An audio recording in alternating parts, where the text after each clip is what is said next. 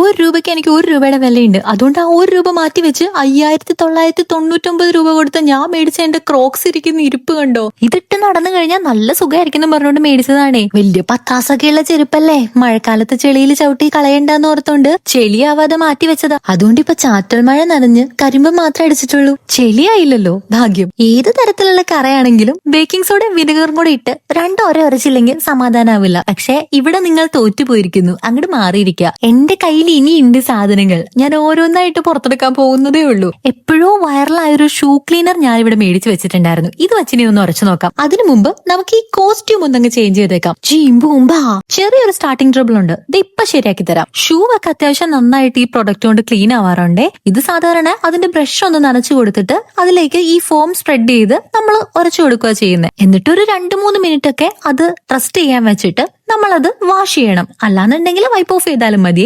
ഇതിപ്പോ എന്തൊക്കെ കാണിച്ചിട്ട് ഒരു മെനയാവണില്ലല്ലോ സജി എന്ന് പറയണ അവസ്ഥയാണല്ലോ ദൈവമേ.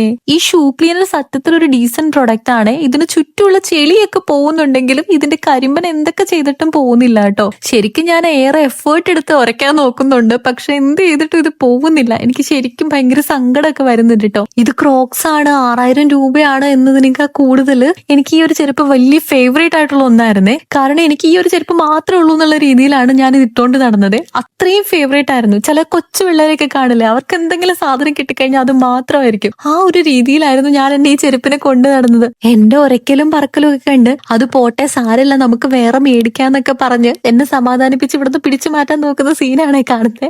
ഒരു രീതിയിലും നടപ്പിലാവില്ല എന്ന് മനസ്സിലാക്കി കഴിഞ്ഞപ്പോ പുള്ളി എന്നോട് പറഞ്ഞു, ഇനി നീ കുറച്ചുനേരം അവിടെ മാറിയിരിക്കെ, ഞാൻ കുറച്ചുനേരം ഇരുന്ന് ഉരച്ചു നോക്കാന്ന്. അങ്ങനെ ഒരു വിധത്തിൽ എന്നെ പറഞ്ഞ് കൺവീൻസ് ചെയ്ത് എന്നെ ഇവിടുന്ന് എഴുന്നേപ്പിച്ച് വിട്ടേ. പക്ഷെ അതിന്റെ പിന്നില് പുള്ളിക്ക് വലിയൊരു ഗൂഢ ലക്ഷ്യം ഉണ്ടായിരുന്നെന്ന് ഞാൻ മനസ്സിലാക്കാൻ വളരെ വൈകിപ്പോയി. ഞാൻ നോക്കിയപ്പോ എന്നെ പറഞ്ഞു പറ്റിച്ചവൻ അവന്റെ ക്രോക്സ് കഴുകിക്കൊണ്ടിരിക്കുന്നു. എനിക്ക് സഹിക്കുവോ? ഞാൻ എന്റെ ക്രോക്സ് കൊണ്ടു കൊടുത്ത് കഴുകടാന്ന് പറഞ്ഞു. പുള്ളിയുടെ ക്രോക്സും എന്റെ ക്രോക്സും ഒക്കെ കഴുകിച്ചു. എന്നിട്ടും എന്റെ ക്രോക്സിന്റെ കരിമ്പൻ ഇത്ര മാത്രമേ പോയിട്ടുണ്ടായിരുന്നേ. പുള്ളിയുടെ 2 ചെരുപ്പും പളപളാ തിളങ്ങി. വിധിയുടെ വിളയാട്ടം വീണ്ടും എന്നെ തോൽപ്പിച്ചു കളഞ്ഞു. ആട്ടെ, ഇന്ന് മൊത്തം പൊടി ദിവസമായിരുന്നു തോന്നുന്നേ. ഇവിടെ ടാർ ചെയ്തതിന്റെ പൊടി മുഴുവൻ എന്റെ കാറിന്റെ പുറത്താണ്. അതിന്റെ ഒക്കെ കൂടെ വിഷമത്തില് ഞാൻ കുറച്ച് ചിപ്സ് കഴിച്ചിട്ട് താഴെ പോയി തക്കൂനെ വെയിറ്റ് ചെയ്യാൻ ഓർത്തെ. പൊടി പിടിച്ച് കിടക്കുന്ന കാറ് കണ്ടാൽ നമ്മൾ ആദ്യം അതിനകത്ത് എഴുതി പഠിക്കണം, എന്നിട്ട് അത് വാഷ് ചെയ്യണം. ആഹാ, മുടുക്കനായിട്ടുണ്ട്. തക്കു വന്ന സ്ഥിതിക്ക് ഇനി കുറച്ചു നേരം തക്കൂനെ പോയി ശല്യം ചെയ്യാം. ടാറ്റാ.